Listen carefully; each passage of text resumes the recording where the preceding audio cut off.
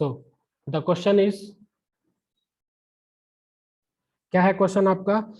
A charge particle is accelerated through a potential difference, A charge particle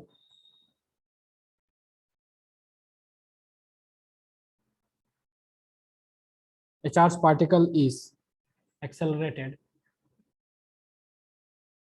आप question मेरे साथ साथ copy करते जाएं. A charged particle is accelerated through a potential difference. Through a potential difference. Potential difference.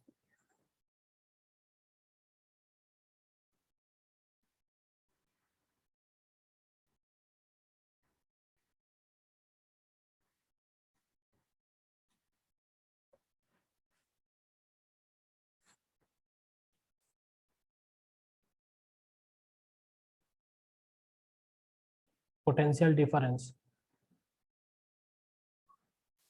24 kV, 24 kV, right? And acquires a speed, and acquires a speed of 2 into 10⁶ meter per second, right? It is then injected perpendicularly into a magnetic field. It is then injected. It is then injected perpendicularly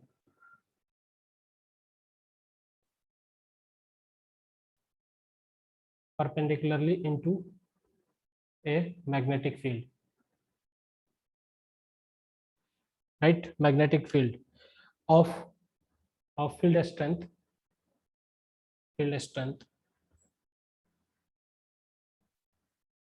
इसकी field strength है वो क्या है? 0.2 tesla और weber metre. Find the radius of the circle described by it. Find the radius of the circle.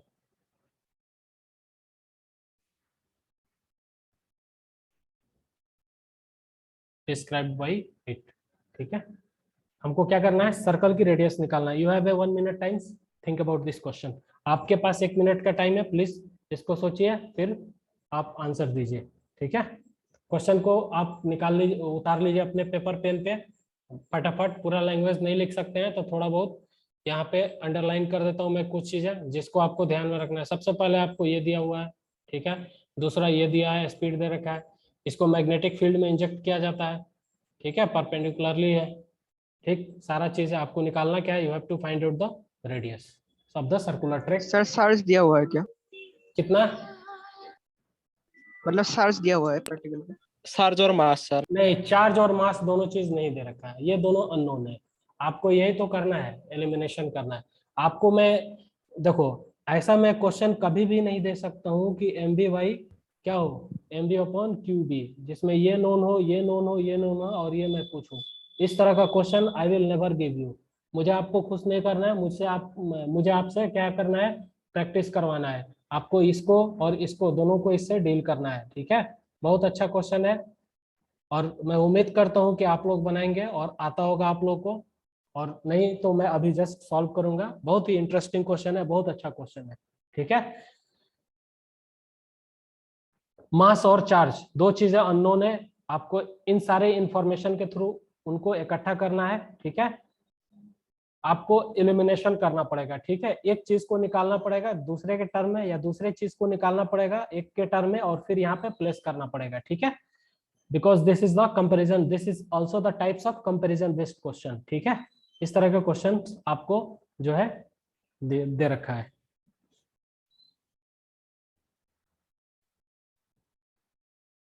चलो, अगर नहीं हो पाए, नहीं समझ में आए तो मेरे से बोलो, मैं करता हूँ. ठीक है, टाइम अपने पास नहीं है. इस क्वेश्चन को फिनिश करके एक दूसरा क्वेश्चन भी मुझे देना है. मैं ट्राई करूं? सर कर दीजिए. ओके, चलो. ओके, आप लोग बोर्ड पे देखें अच्छे तरीके से. ठीक है, सॉल्यूशन. सबसे पहले आपको किसी भी क्वेश्चन के अंदर क्या लिखना होता है? Given data. ठीक है, गिवन डेटा में आपको क्या दे रखा है? सबसे पहले आपको ये पोटेंशियल डिफरेंस यानी वोल्टेज दे रखा है, कितना दे रखा है 24 kV, यानी के की जगह क्या प्लेस कर दोगे 10⁻³ V, ठीक है, ये चीज दे प्लेस कर दोगे, राइट, ये चीज। और क्या दे रखा है, स्पीड दे रखा है, यानी स्मॉल v, स्पीड को हमेशा स्मॉल v से, ये कितना है ये हमको कितना दे रखा है 2 × 10⁻6 मीटर पर सेकेंड, 2 × 10⁻6 मीटर पर second, this is the speed, ठीक, ये दे रखा है। और क्या दे रखा है, मैग्नेटिक फील्ड, यानी मैग्नेटिक फील्ड की स्ट्रेंथ बोलो या मैग्नेटिक फील्ड की मैग्नीट्यूड बोलो या मैग्नेटिक फील्ड इंटेंसिटी बोलो, ये तीनों चीजें क्या है, एक ही चीज है, तो 0.2 टेस्ला, ठीक है, ये दे रखा है। अब हमको क्या चाहिए, हमारे पास रेडियस क्या है, so radius equals to mv/qb, ठीक है, एक तो चार्ज चाहिए, दूसरा मास चाहिए, ठीक है, इस तरह से। अब क्वेश्चन के अकॉर्डिंग टू क्वेश्चन, ठीक है, क्वेश्चन के कंडीशन के हिसाब से चलते हैं, अकॉर्डिंग टू क्वेश्चन। सपोज करो कि हमारे पास कोई एक सरफेस है, ठीक है, ये क्या है, this is a surface, smooth surface, smooth surface, ये मैग्नेटिक फील्ड में एंटर होने से पहले की स्टोरी है, ठीक है, मैग्नेटिक फील्ड में एंटर होने के बाद की स्टोरी नहीं है।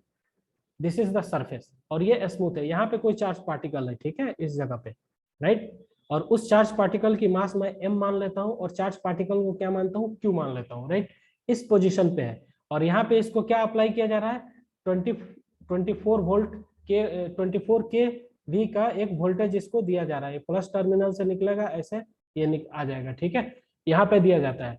और जब दिया जाता है तो इसके अंदर क्या जनरेट होता है, एक्सेलरेशन जनरेट होता है, और एक्सेलरेशन जनरेट होने के कुछ समय के बाद यहाँ पे ये आता है और इसकी जो वेलोसिटी होती है, स्पीड यह गेन कर लेता है, कितना स्पीड गेन करता है 2 × 10⁻6 मीटर पर सेकेंड, ये स्पीड गेन कर लेता है। अब देखो एक चीज मैं करता हूँ, यहाँ से ये जो मैंने लिखा है ना वोल्टेज का, ये बैटरी को मैं हटा देता हूँ, आपको समझ में आ जानी चाहिए कि वोल्टेज कहाँ से मिलता है। वोल्टेज का सोर्स क्या होता है, बैटरी, बैटरी को कैसे जोड़ते हैं, पॉजिटिव टर्मिनल और नेगेटिव टर्मिनल, इधर से जाता है इधर से आ जाता है।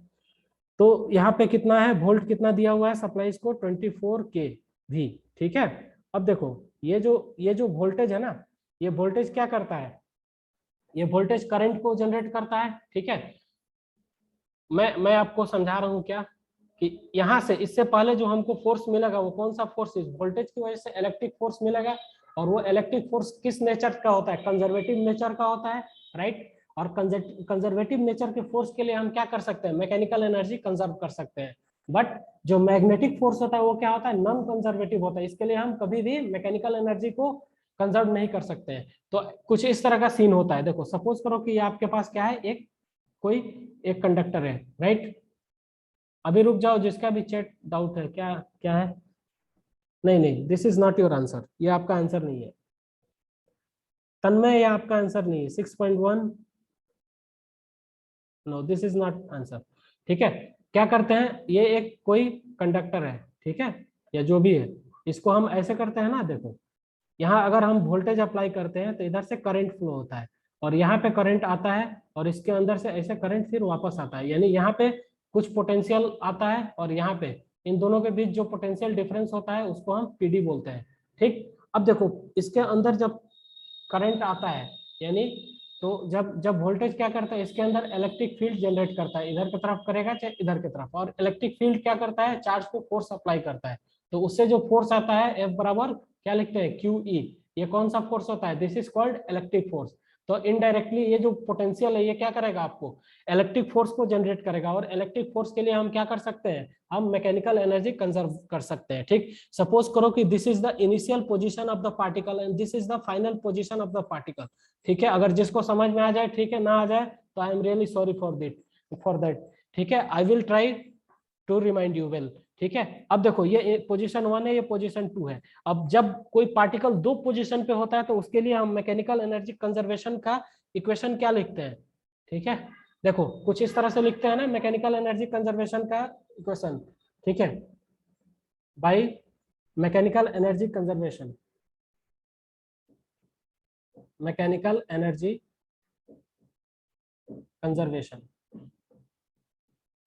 क्या होता है, मैकेनिकल एनर्जी कंजर्वेशन ऐसे लिखते हैं, potential energy at initial position plus kinetic energy at initial position is equal to potential energy at final position, ठीक है, यानी 2 plus kinetic energy at final position यानी पोजीशन 2, इस तरह से हम लिखते हैं। देखो पार्टिकल क्या था यहाँ पे, ये रेस्ट से स्टार्ट था यहाँ पे, ठीक है, इनिशियली कुछ नहीं था यहाँ पे, t बराबर 0 पे ये रेस्ट में था, और यहाँ पे हमने वोल्टेज अप्लाई किया तो कुछ समय लगा होगा, एट t टाइम पे इसको क्या मिला, वेलोसिटी मिल गया, यहाँ पे स्पीड मिल गया, ठीक है।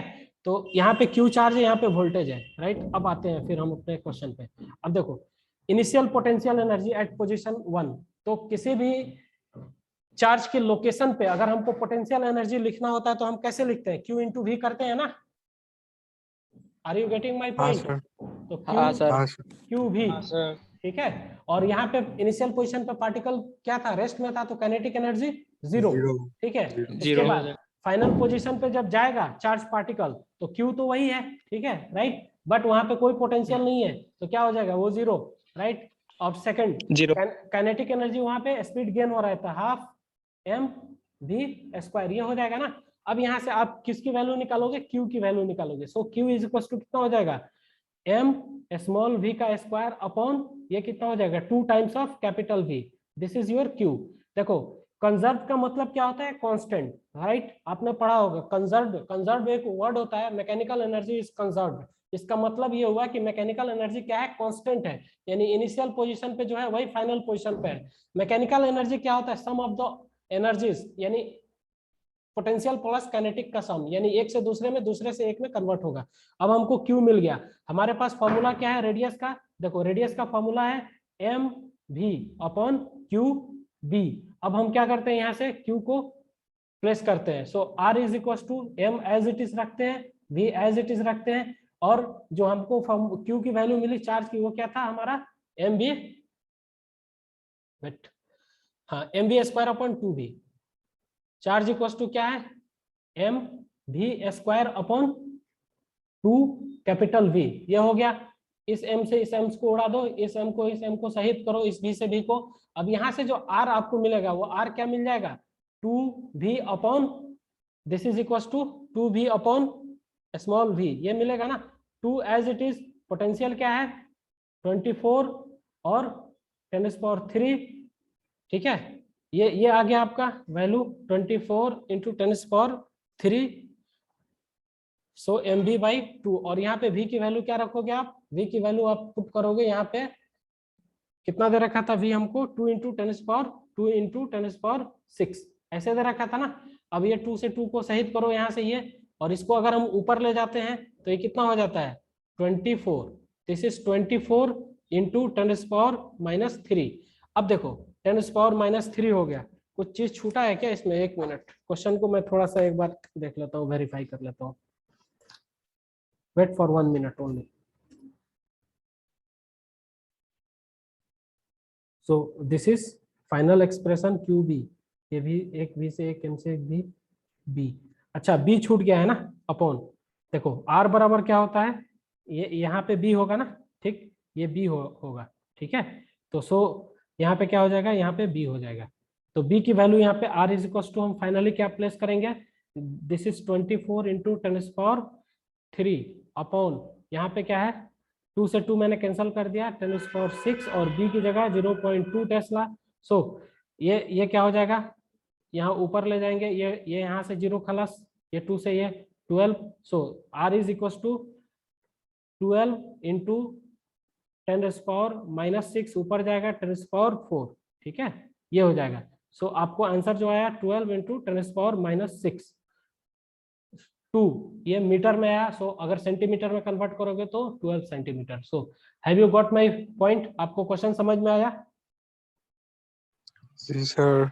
देखो इसमें बहुत अच्छा क्वेश्चन था, आपने इलेक्ट्रोस्टैटिक्स के अंदर या कहीं भी आप मैकेनिकल एनर्जी कंजर्व करना, मोमेंटम कंजर्व करना, जहां भी आपको कंजर्वेटिव नेचर का फोर्स आए, ठीक है, उसको हम क्या करते हैं, उसके लिए मैकेनिकल एनर्जी कंजर्व कर सकते हैं, वर्क एनर्जी थ्योरम लगा सकते हैं, मोमेंटम कंजर्व कर सकते हैं। नॉन कंजर्वेटिव नेचर का फोर्स होगा तो सिर्फ हम वर्क एनर्जी थ्योरम लगाएंगे, अगर सरफेस जो होगा वो क्या होगा, स्मूथ होगा, तो हम वहां भी मोमेंटम कंजर्व कर सकते हैं।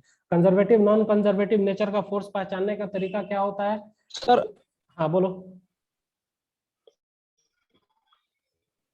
बोलो। सर वो 24 जो आपने लिखा 24 इंटू 10, हाँ तो क्या पोटेंशियल क्या दे रखा था 24 के भी, ठीक है, के इस किलो, किलो को किससे रिप्लेस करोगे, ठीक है, 24 इंटू 10⁻³ से ये वोल्ट में हो गया, ठीक है, इससे रिप्लेस करोगे, इस तरह से होता है। चलो अब क्लास को हम यहीं पे स्टॉप करते हैं, कल हम नया टॉपिक स्टार्ट करेंगे, वो ये होगा कि magnetic force on magnetic field, ठीक है, due to moving charge, but magnetic field और V के बीच एंगल क्या होगा, थीटा होगा, 90 नहीं होगा, यानी ऑब्लिक इंसिडेंट होगा। नया टॉपिक होगा, नया तरीके से आपको सबको अटेंड करना है क्लास, बहुत वेल मैनर में, बहुत इंपॉर्टेंट टॉपिक चल रहा है, 2 4 5 क्लास बहुत क्रूशियल है, आप लोग एकदम से कंटिन्यू रहें और मैग्नेटिज्म को सीखें, ठीक है। मैं आपको बहुत न्यूमेरिकल कराऊंगा, वेट, आप ये हमारी बात पे भरोसा रखें, और जितना क्वेश्चन होगा उतने टाइप्स का होगा। मैं तो आपको यूरोडॉप भी करा सकता हूँ, लेकिन बात यह है कि मैं ये पेंटेप पे कैसे करा पाऊंगा, ठीक है। आपको 3D में इमेजिनेशन नहीं आएगा, बहुत सारा कॉन्सेप्ट यूज होगा, बहुत सारे बच्चे जो है पागल हो जाएंगे, उसके बाद मेरी जो है मतलब बोलेंगे समझ में नहीं आ रहा है ऐसा वैसा। तो जब ऑफलाइन क्लासेस होंगी तो बहुत सारे हमारे पास है, बट यहाँ पे मैं आपको अच्छे अच्छे क्वेश्चन कराने की कोशिश करूंगा। ओके, थैंक यू, आज के लिए यहीं पे रहने देते हैं क्लास को। Okay, bye. Thank you sir. Okay.